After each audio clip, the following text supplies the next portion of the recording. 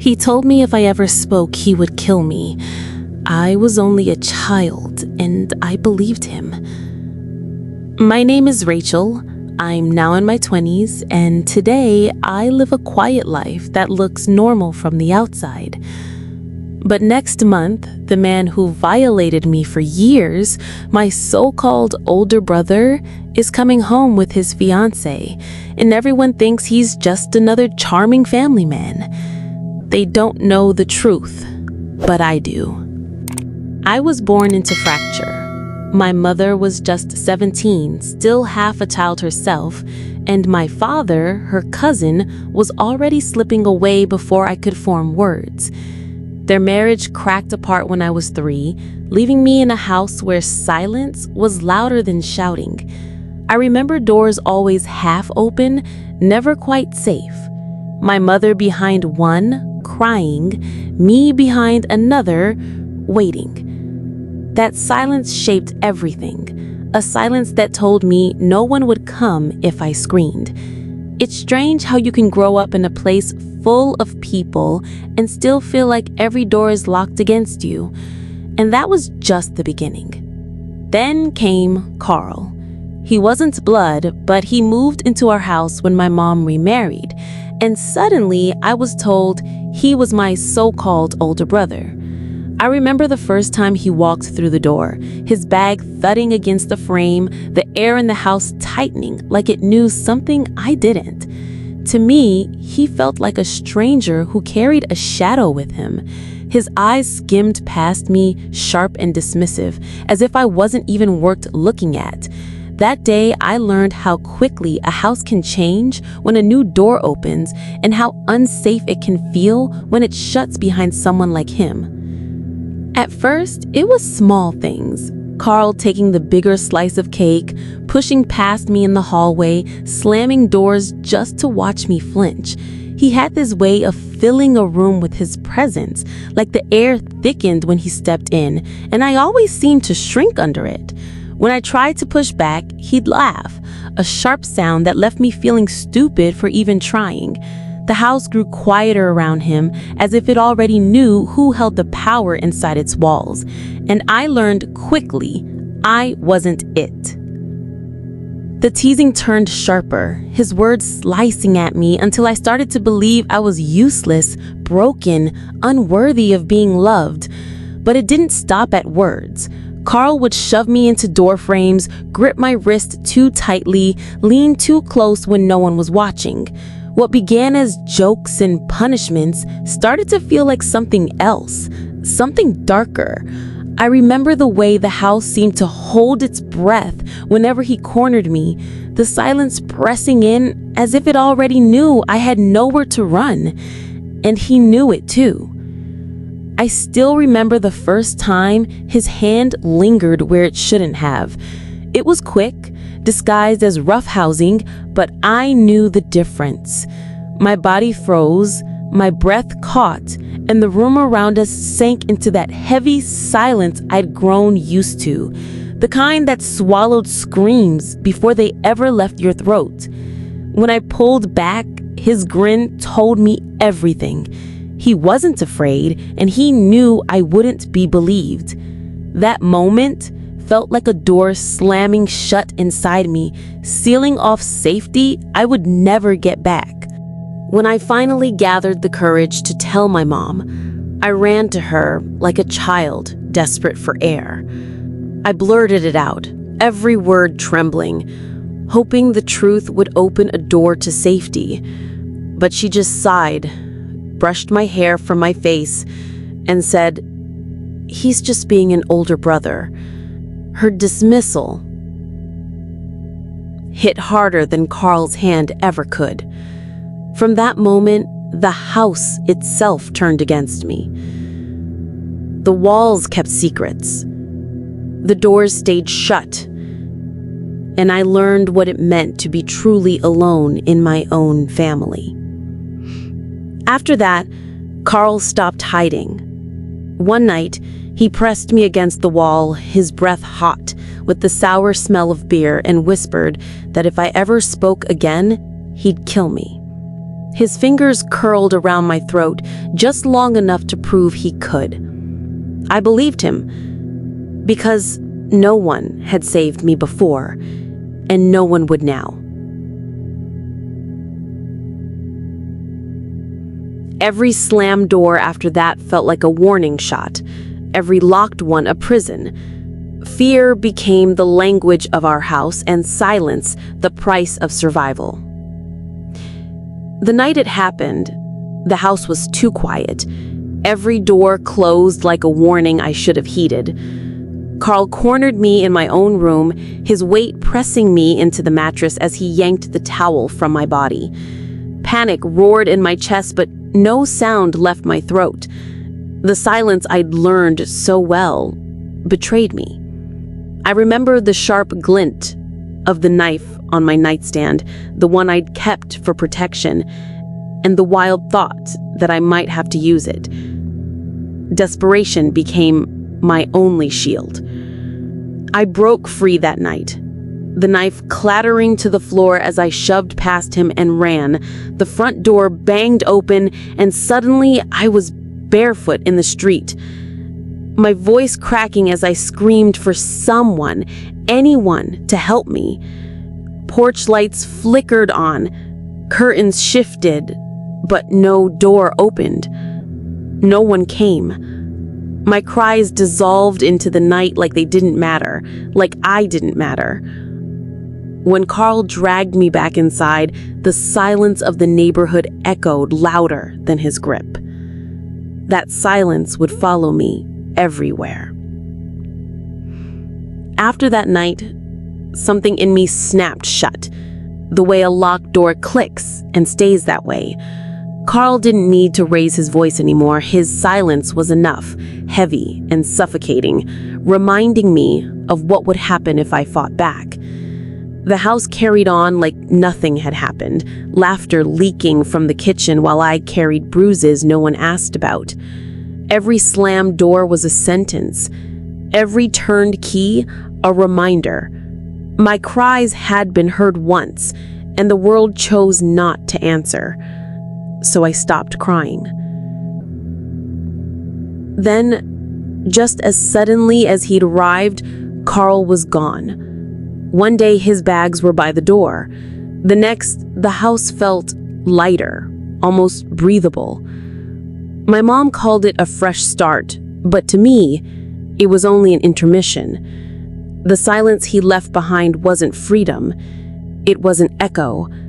I still flinched at footsteps, still froze at slammed doors, as if his shadow lingered in the corners. Relief came, yes, but it was stitched with fear.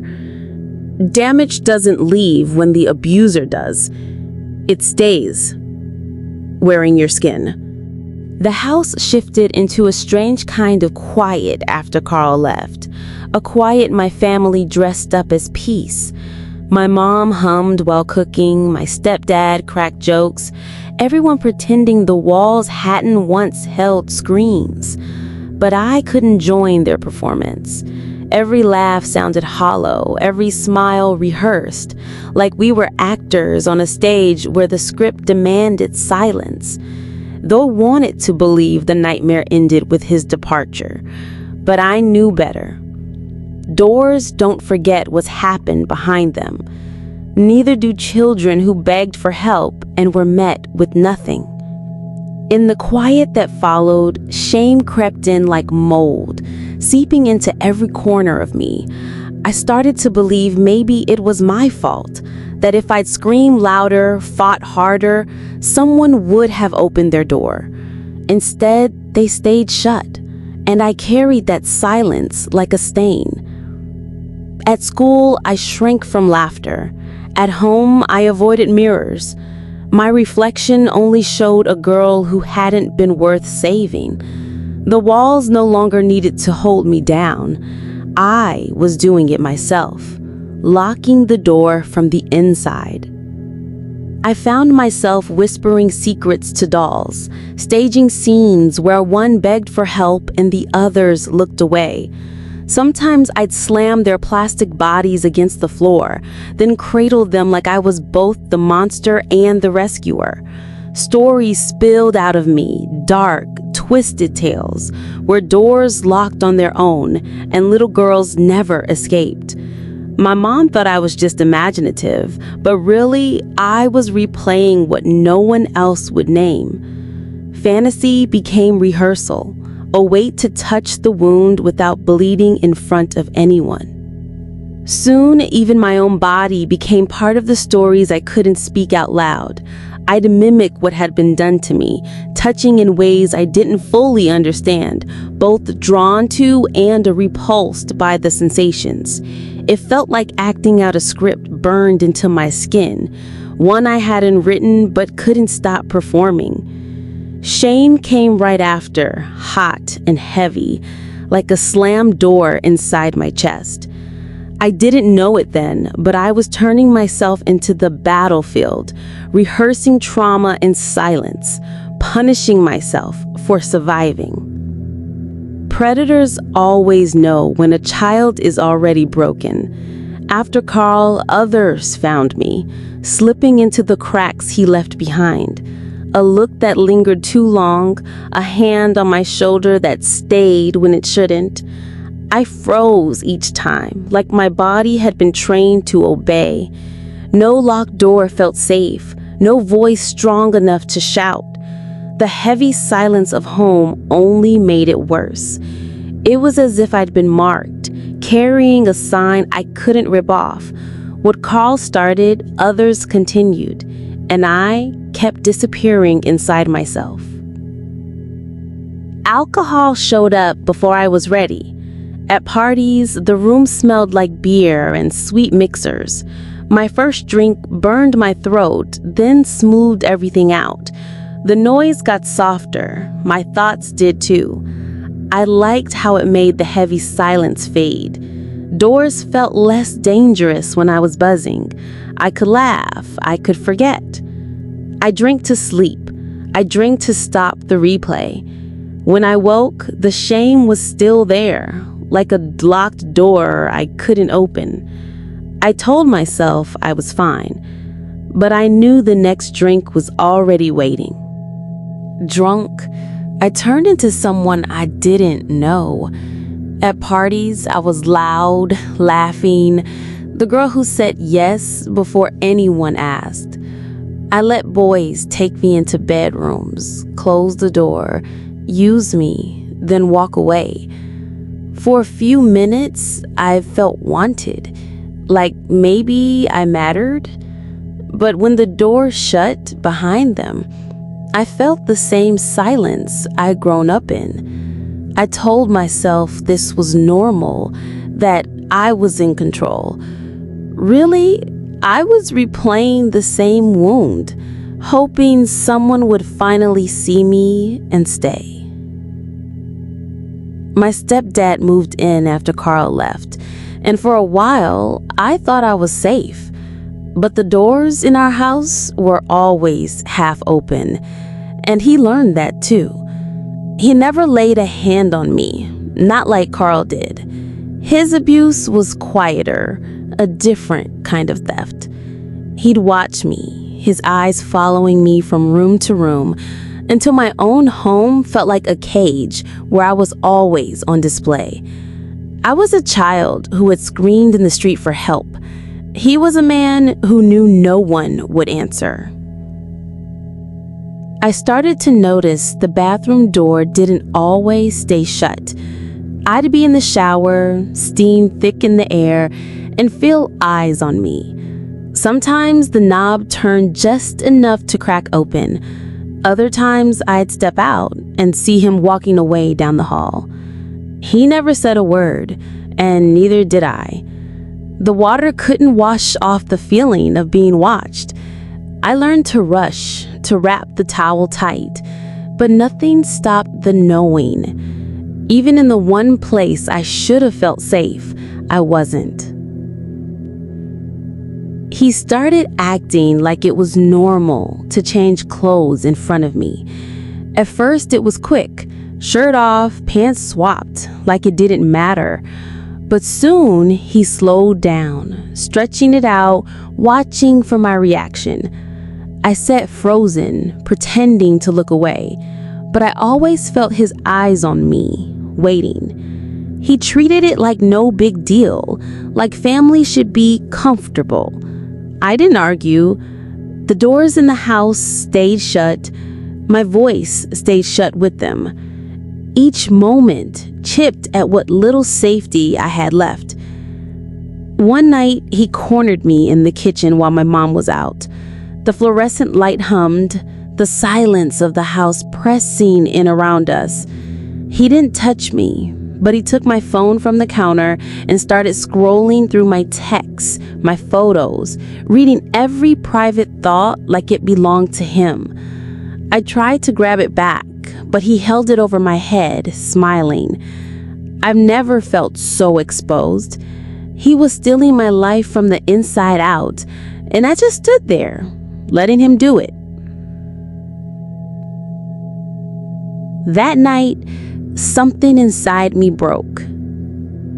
I went to the kitchen and grabbed a knife, the sharp glint of it familiar in my hand.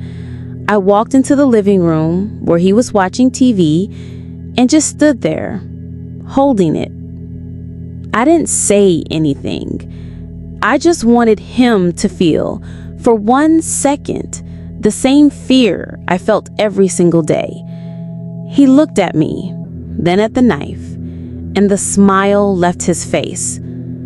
He never touched my phone again. No one ever spoke of the knife, but it lingered between us, shaping the air. We all lived with it, each of us pretending we didn't. At school, I became good at pretending. I laughed at jokes, joined games, even raised my hand in class. To anyone watching, I looked like a normal kid. But under it all, I was holding pieces of a life no one else could see. When friends asked to come over, I found excuses. I couldn't risk them hearing the slammed doors or seeing the way silence lived in my walls. Smiles became my shield. No one guessed how much I was hiding or how hard it was just to breathe. Even when he was gone, my body remembered. I jumped at sudden noises, froze if a door creaked open, and kept checking behind me like he might appear. Showers were quick, towels gripped tight, as if his eyes were still there. Nights were worse. I dream of running into the street again, screaming for help no one gave. Waking didn't end it. The fear lived under my skin, shaping how I moved, how I breathed. The house was quieter, yes, but the silence didn't free me. It only echoed what I survived. Sometimes I'd wake and swear he was in the room. The air felt heavy, like his shadow still pressed against the walls. A slammed door on TV, the smell of beer at a store, even a towel slipping from my hand, all of it pulled me back. My chest tightened, my skin burned, and I was right there again, trapped. Dreams blurred with waking, leaving me unsure if I'd ever really escaped. He was gone, but the ghost stayed. They lived in my body, in every memory I couldn't shut away. At dinner, no one spoke about what happened. Plates clinked, forks scraped, but the silence was louder than anything. My mom asked about school, but her eyes never met mine for long. It was like we all agreed to bury it, to keep doors closed even while we sat at the same table. I chewed, swallowed, pretended I was fine, but the weight of unspoken truth pressed on my chest. The food had no taste. What hurt most wasn't just what he did, it was the silence that followed.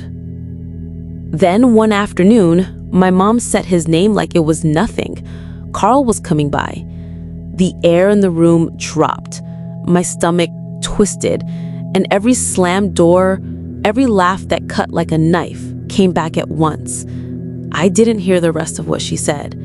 All I could think about was the front door opening, his shadow filling the space again. My chest tightened, my hands shook.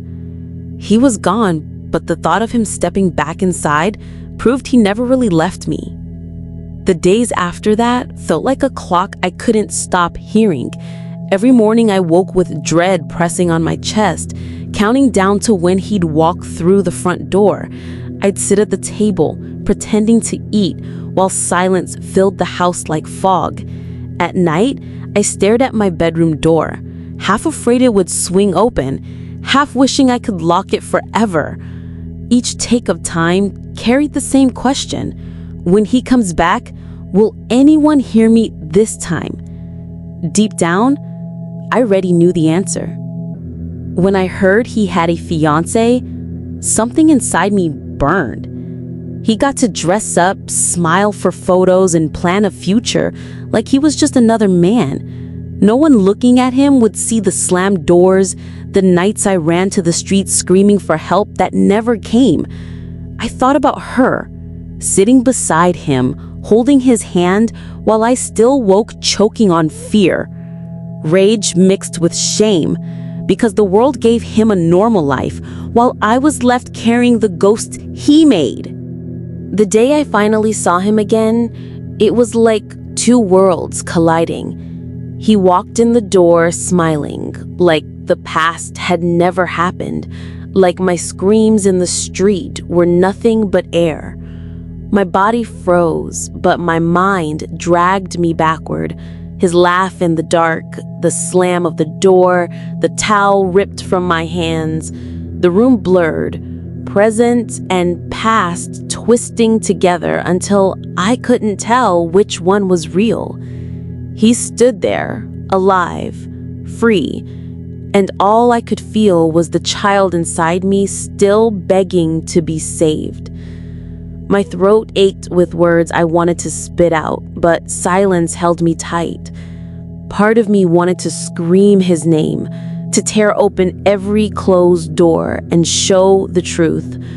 Another part warned me that no one would hear, just like that night I ran into the street. My hands trembled under the table, nails digging into my skin, caught between fight and retreat. Do I speak and risk being ignored again, or stay quiet and let him keep his freedom? The choice crushed me either way. In the end, I didn't speak. The words stayed locked inside me, heavy as stone. He laughed in the living room, planning his future, while I sat with my past still lodged in my chest. There was no closure, no justice, only the same silence I'd known since the night I ran into the street. Survival wasn't clean. It was waking up each day, carrying ghosts no one else saw. I kept breathing, moving, living, but the wound never closed. It only taught me how to endure. I can't give you a perfect ending because there isn't one. The doors that closed on me still echo. The silence still follows, and the ghosts still rise when I least expect them. But I'm here. I wake up, I breathe, I speak what I once couldn't. The child who screamed in the street with no answer is still inside me, but now she's not alone. I carry her voice with mine. Survival isn't neat, but it's real. And this is my proof. I'm still here, telling it.